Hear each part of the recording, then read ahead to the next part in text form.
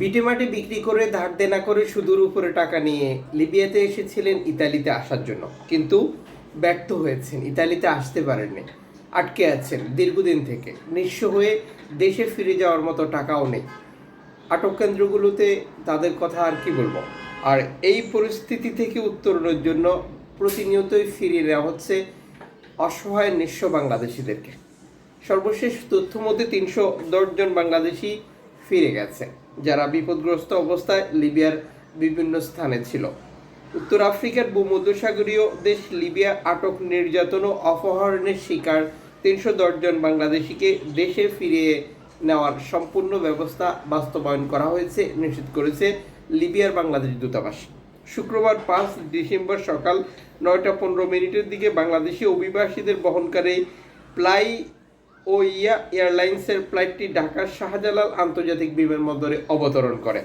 আগের দিন স্থানীয় সময় সন্ধ্যা লিবিয়া থেকে দেশের পথে রওনা হন তারা। বিষয়টি নিশ্চিত করেছেন লিবিয়াতে অবস্থানরত বাংলাদেশ দূতাবাস এবং IOM।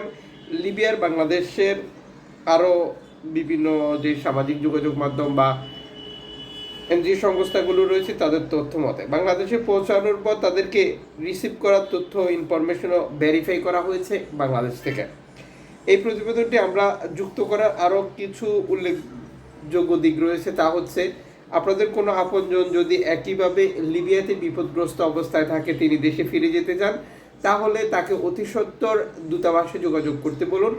এতে করে তারা পরবর্তী নির্দেশনা আপনাদেরকে শেয়ার করবে কখন কি করতে হবে, যার মাধ্যমে আপনারা বাংলাদেশে ফিরে যেতে পারবেন বা আপনাদের প্রিয়জনকে বাংলাদেশে নিয়ে যাওয়ার ব্যবস্থা করা হবে। জীবন এবং জীবিকার সন্ধানে আরও উন্নত একটি ভবিষ্যতের আশায় ভিটেমাটি বিক্রি করে ধার দেনা করে সুদের উপরে টাকা নিয়ে বাংলাদেশিরা প্রতিনিয়ত লিবিয়াতে আসছে ইতালিতে যাওয়ার জন্য। কিন্তু মাফিয়া তন্ত্র, লিবিয়ান কোস্টগার্ডের অত্যাচার, প্রতারণা সহ আরও বিভিন্ন কারণে রেকর্ড সংখ্যক বাংলাদেশি নিঃস্ব অসহায় অবস্থায় রয়েছে।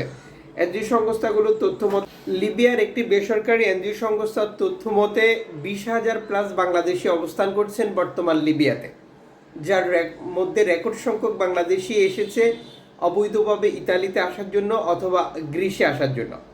গেম হচ্ছে লিবিয়ান কোস্টগার্ড তথাকথিত চুক্তির নামে অভিবাসীদেরকে আটক করছে, আটক কেন্দ্রে গিয়ে নির্যাতন করছে, আবার নিজেরা এই অভিবাসীদেরকে বিভিন্ন ব্যক্তির কাছে বিক্রি করে দিচ্ছে। এই ব্যক্তিরা দেশে ফোন করে পরিবারের কাছ থেকে মুক্তিপণ আদায় করছে। বহু ঘটনা রয়েছে, ২-৩বার মুক্তিপণ দিয়েও আপনজন তাদের প্রিয়জনকে ছাড়াতে পারেননি, যারা নিজের স্বপ্ন এবং উদ্দেশ্য বা পরিবারকে ভালো রাখার জন্য এই অবৈধ পন্থা, বিপজ্জনক রাস্তা ব্যবহার করে ইতালিতে আসার চেষ্টা করেছিল।